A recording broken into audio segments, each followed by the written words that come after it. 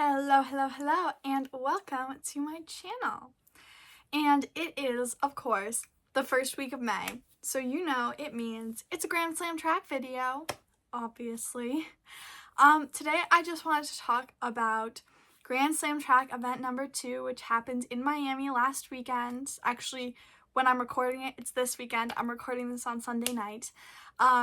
But I wanted to talk about some of the things that they did better in Miami compared to Kingston, because I made a video with some of my honest opinions and honest reactions from the Kingston Grand Slam. So I wanted to kind of compare them and see what they improved on and what there is still a lot to improve on.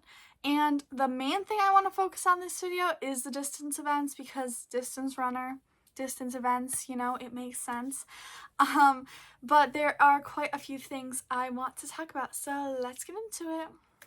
The first thing that I want to talk about is I feel like the camera angles, the camera qualities were a bit better in Miami compared to Kingston. There were definitely still some questionable shots and some interesting drone footage, but I thought overall the camera work as well as sound quality and things like that were a lot better in Miami. Just from looking at the stands, I believe the event was better attended. I think the track that they're at in Miami also has a smaller viewing area, so maybe that just makes it look more well attended, but it did look more well attended and I could hear the crowd, hear them getting into it, which we didn't really have in Kingston, I feel, so that was a nice change for sure. Another thing they did better, again, with a specific lens on the distance races, is they were using the time markers. They were telling us what the times were, what the splits were, and how far into the race we actually were, because that was like my number one pet peeve from the last slam, is that I had no idea like where in the race we actually were, because I cannot count laps even when I'm running them, nonetheless when I'm watching other people run them. So that was very much appreciated. And I also loved some of the graphics that they did on screen during the races, like how they were showing live, like in event 2, they were showing live like what the results would be, like based on the placement within the race, which I thought was great and very useful. And overall, I think they made a lot of improvements when it comes to just quality, commentary, and things like that. I thought it was really great, cohesive event, cohesive to watch, fun to watch. But that being said, the main thing I want to focus on is the distance races, and I feel like I can't talk about the distance races without talking about that absolutely atrocious men's 5,000 meters. It was atrocious. It was physically painful for me to watch. And here's the thing. I know what the media will sensationalize with distance running per se. I know what the media like latches onto and loves to watch in distance running, because it's what fits in those tiny little clips you see on TikTok.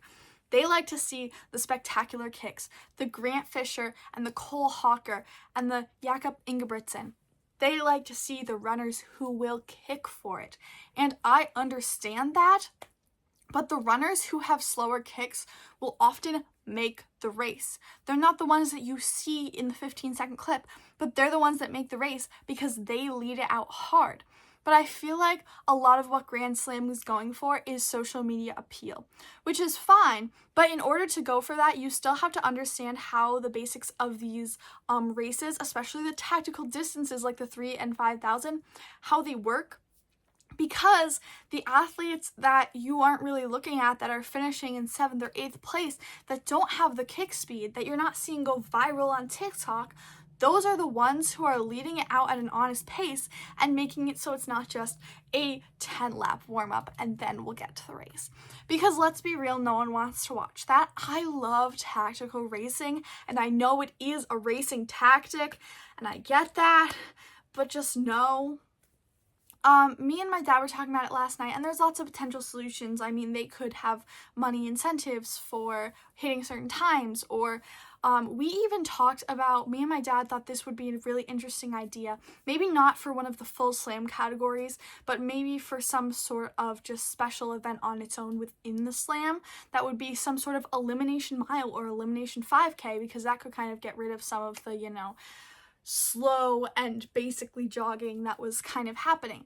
And in the women's, it turned out great. And I think a lot of that is because they had women in those fields that are going to take it out, that are going to make sure the pace is honest. I loved in the long distances seeing Tanaka. I know she didn't take it out, but she is a runner that a lot of times will take it out. And even having a runner that everyone else in the field knows is not afraid to take it out can make someone else decide to take it out because they're like, well, if I don't take it out, so-and-so's gonna, so I might as well just take it out. Whereas I feel like they don't really have anybody like that in the men's field, and I feel like in the men's field they have a lot of people who can kick incredibly fast, which is fine, and it's exciting and it's interesting, but you need people who are going to take it out, or else it just turns into, let's have a 400-meter race at the end of this long warm-up that everyone has to watch for 15 minutes.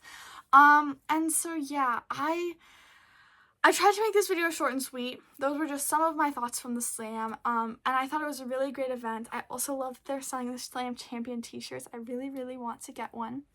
But yeah, I hope you enjoyed this quick little video. Thank you so much for watching, and I'll see y'all later. Bye!